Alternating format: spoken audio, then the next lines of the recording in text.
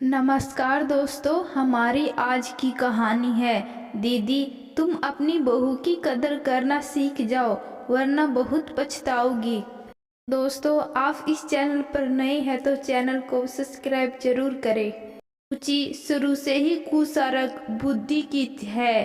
पढ़ाई में भी वह क्लास में अव्वल रहती थी। साथ ही खेलों में भी उसकी बहुत रुचि थी। वार्षिक स्नेह सम्मेलन में तो अक्सर वह 3-4 पुरस्कार लेकर ही लौटती थी। अब वह स्नातक के अंतिम वर्ष में थी तो आशा जी ने घर के काम सिखाने भी शुरू कर दिए। घर की साफ सफाई रख रखाव के साथ ही रसोई में भी उसे अपने साथ रखती और उससे सहयोग लेती। अपने अनुभव से वह जानती थी कि लड़की कितनी भी पढ़ लिख ले, लेकिन उसे रसोई का काम तो करना ही पड़ता है। इसलिए उसे खाना बनाना और इसी तरह के घरेलू काम सिखाना आवश्यक है। रुचि ने भी हर काम में दिलचस्पी ले ली। जल्दी ही वह खाना बनाना तो सीख गई, उसके साथ ही कुछ कुकिंग क्लासेस ज्वाइन करके खास डिशेज बनाने भी सीख ली। जिस दिन वह कुछ खास व्यंजन बनाती तो पिता गर्व से कहते, हमारी बेटी तो सर्वगुण संपन्न है। पढ़ाई, खेल से लेकर साफ सफाई, खाना बनाने तक हर कार्य में दक्ष है। वह परिवार किस्मत वाला होगा जहां इसकी शादी होगी।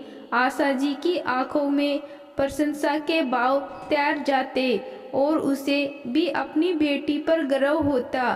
कई बार पति पत्नी सोचते, हमारी बेटी इतनी प्रतिभाशाली है, इसे तो ऐसा परिवार मिलना चाहिए जहां इसके गुणों की कदर हो।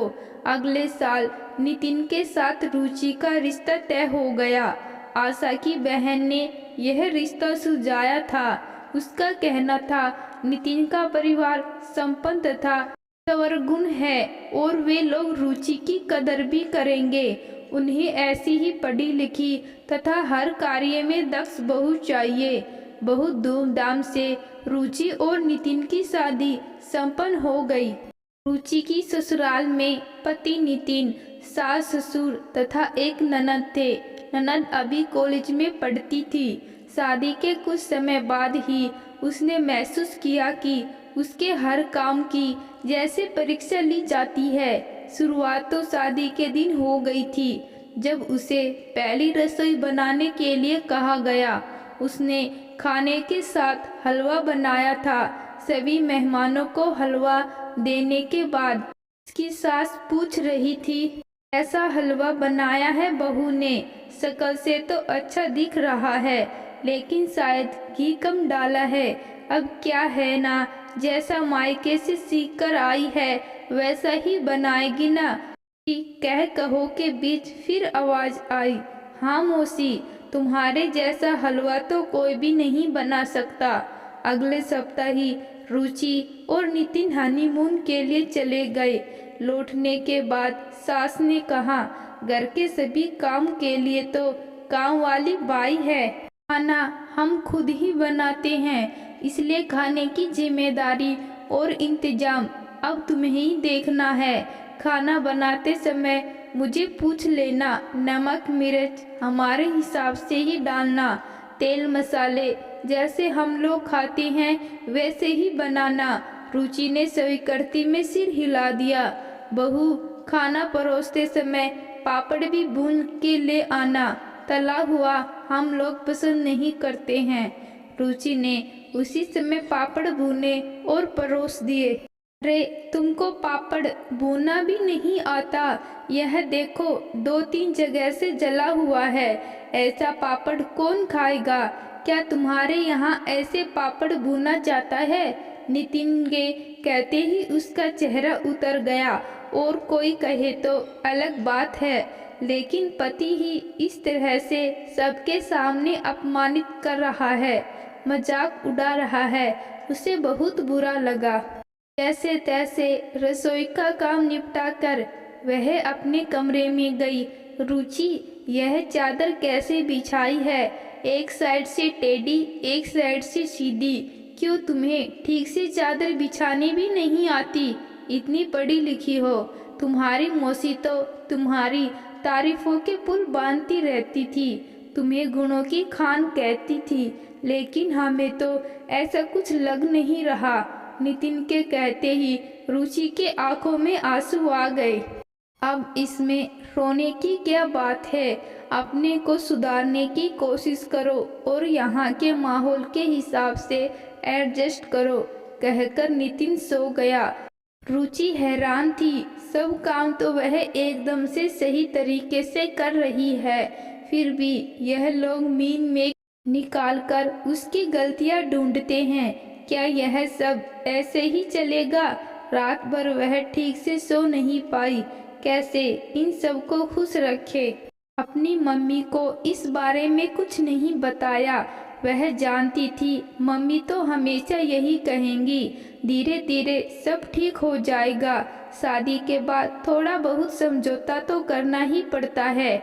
उस दिन खाना बनाकर उसने डाइनिंग टेबल पर परोसा और सबके साथ वह भी खाने बैठ गई, क्योंकि उसे मायके में भी गरम खाने की आदत थी। सास ने देखा तो बोली, रसोई में सारा सामान बिखरा पड़ा है और तुम खाने बैठ गई। रुचि ने कहा, मम्मी जी गरम खाना अच्छा लगता है ना, तो मैंने सोचा खा लेती हूँ, बाद में पूरा किचन ठीक से समेट लूँगी।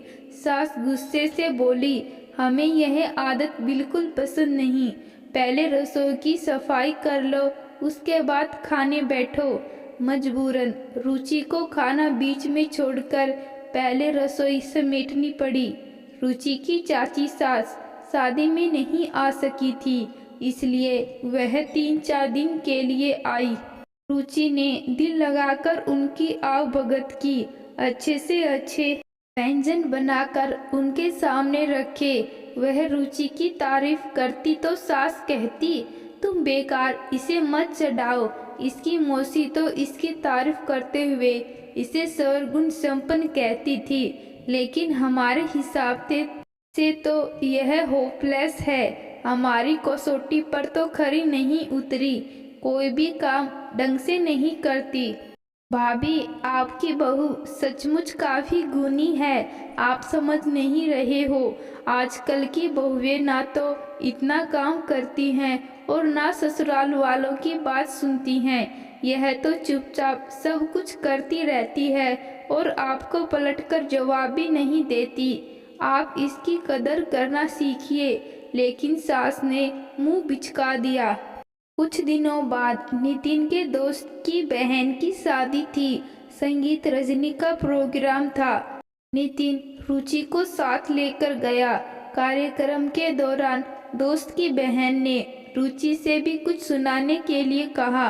अचानक रुचि को याद आया, उसकी मम्मी शादी के 2-3 लोकगीत बहुत अच्छे गाती थी, जिसमें से रुचि को भी अभी तक एक याद था। उसने हिम्मत की और वह गीत सबके सामने गाया।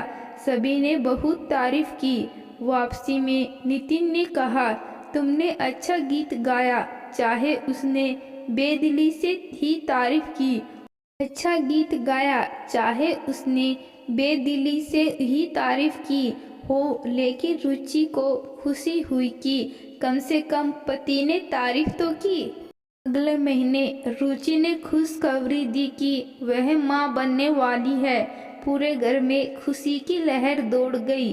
सास ससुर ननद सभी खुश थे। अब इतना अवसर हुआ कि सास भी रुचि के साथ रसोई में उसे सहयोग देने लगी।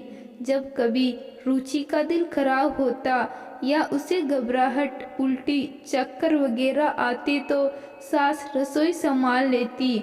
उस दिन नितिन को अपने व्यापार के सिलसिले में 2 दिन के लिए शहर से बाहर जाना पड़ा।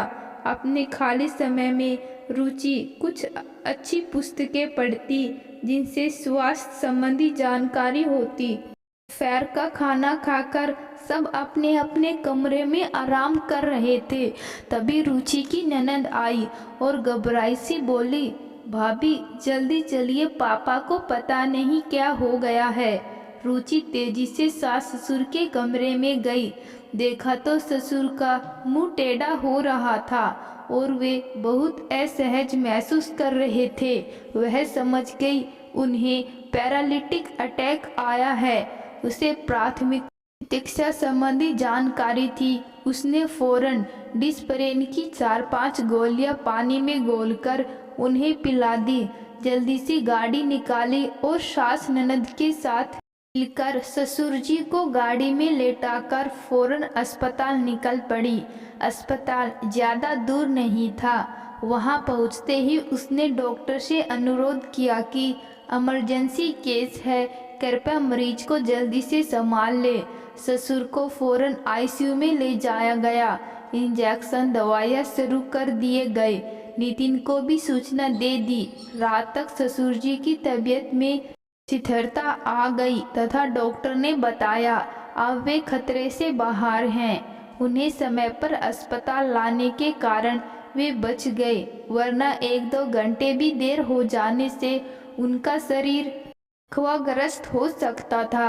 अगले दिन सवेरे नितिन भी पहुंच गया। आते ही सीधा अस्पताल पहुंचा।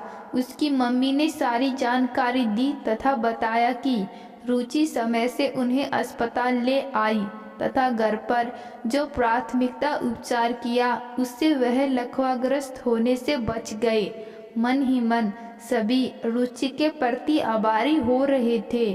उसके सही निर्णय और वक्त पर उचित कदम उठाने से एक बड़ा हादसा टल गया था। सप्ताह में ही ससुर जी की तबीयत में काफ़ी सुधार आ गया था तथा उन्हें अस्पताल से छुट्टी कर दी गई।